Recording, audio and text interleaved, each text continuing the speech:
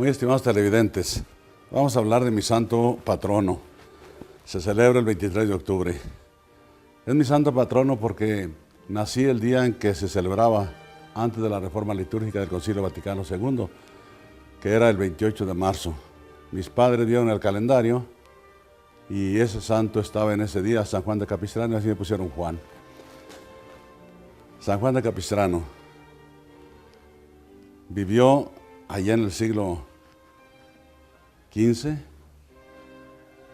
fines del XIV, principios del XV, un santo extraordinariamente importante en la historia de la Iglesia y en la historia universal. Nació en Los Abruzos, un pueblito pequeñísimo de allí del centro de Italia junto al Áquila, de padres modestos. Estudió jurisprudencia en Perugia y en 1415 ya era magistrado y juez de esa ciudad de Perugia. Recto, inteligente, insobornable, hizo justicia, pero se ganó muchos enemigos.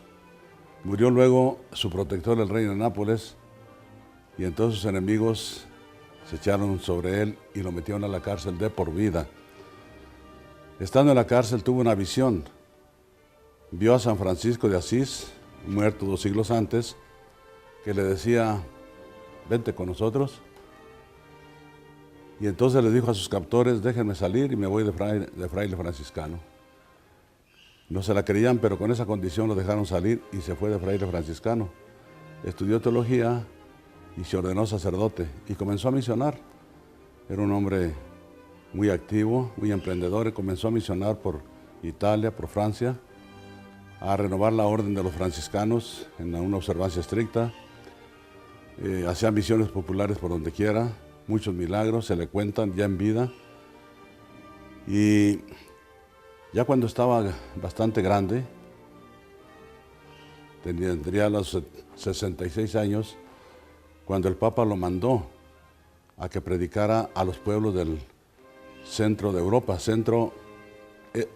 oriente de Europa. Había allí una herejía de los Cusitas y el Papa mandó a este gran predicador a que fuera pues a conservar la cristiandad. Estando él allá, sucedió un hecho terrible. El imperio turco, que era muy poderoso, derrotó al imperio cristiano de Oriente, que tenía su sede en Constantinopla. Eso fue por allí en mayo de 1453. Y lo que derrotó al imperio cristiano de Oriente, que tenía 1000 años de fundado, 1000 años de existencia, que no son pocos, el turco empezó a amenazar también a Europa, a querer conquistar Europa. Y entonces el Santo Padre le dijo a San Juan de Capistrano: predica una cruzada, ándale, predica una cruzada, para que los príncipes cristianos se unan fuerzas y nos libren de este peligro tan grande, de que desapareciera la cristiandad como desapareció en Constantinopla, y que Europa fuera conquistada por los turcos, en tiempo que todavía estaban los musulmanes en España, que podían atenazar por las dos partes. No le hicieron mucho caso a San Juan de Capistrano los príncipes, tenían mucho miedo, el ejército turco era el más poderoso en su tiempo, no le hicieron mucho caso. Por allí algún general con unos pocos soldados se alistó. Y entonces, ¿qué hizo San Juan de Capistrano? Pues juntó gente del pueblo, terciarios franciscanos, carpinteros, sastres, herreros, campesinos.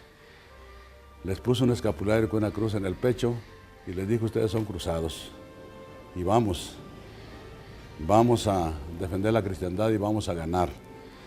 Le creyeron porque hacía muchos milagros Dios por medio de San Juan de Capistrano, hasta resucitar a algún muerto, curar endemoniados, curar enfermos, etc. Todos le creyeron. Y además, ya cuando estaba cerca la batalla, cayó como lienzo del cielo en el altar donde estaba él celebrando misa, un lienzo que decía: Juan, no tengas miedo. Y entonces se fueron a la embocadura del Danubio, allí en Belgrado. Era junio de 1456, 3 años después de la caída del Imperio de Oriente, de la caída de Constantinopla. Allí querían detener el avance de los turcos, que venían con 140,000 soldados de primera, bien armados, bien pertrechados, y San Juan tenía solamente 50,000 gentes.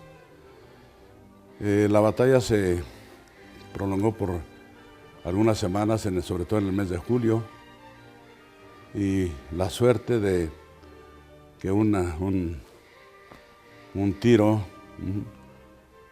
un disparo de los cristianos le pegó al depósito de pólvora de los turcos. Entonces explotó aquello en grandes, mató a muchos turcos y luego se fueron tras de ellos los cristianos porque estaban los turcos desorganizados y los fueron persiguiendo. Quedaron allí casi 50,000 turcos muertos. Fue un triunfo pues milagroso, en que la cristiandad se vio libre por mucho tiempo de este peligro de amenaza.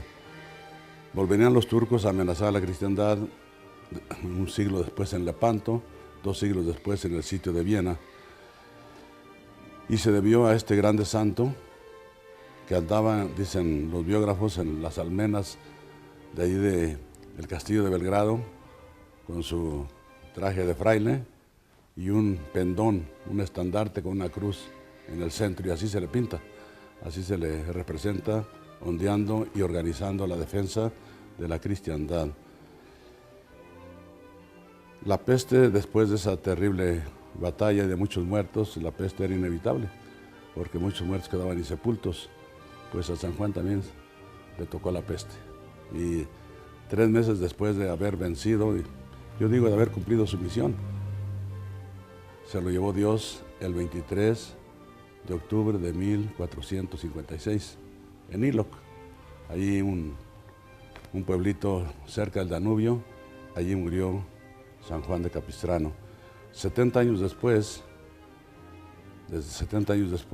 llegaron en una de sus incursiones los turcos, profanaron su tumba y desparramaron todos sus restos, los perdieron.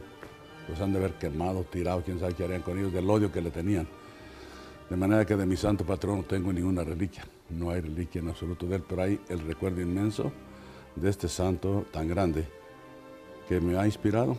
Yo he leído su vida, he visitado allí Los Abruzos, Capistrano, donde nació, un pueblito pequeñísimo, el convento que está allí grande, donde él pues no estuvo allí más que poco tiempo, pero allí tienen su recuerdo, su iglesia dedicada a él, y es visitada esa iglesia en el día de su santo, el 23 de octubre, por soldados y capellanes militares de los varios países de Europa, porque allá lo consideran como héroe. Tiene por allá en los países centroeuropeos iglesias y monumentos y estatuas dedicadas a él. Es el santo que celebramos el 23 de octubre, mi santo patrono, que Dios me lo dio, porque yo no escogí dónde ni cuándo nacer, y era el día de San Juan de Capistrano, aquel 28 de marzo. Nos encomendamos a él y le pedimos que interceda por la cristiandad. Gracias y Dios los bendiga.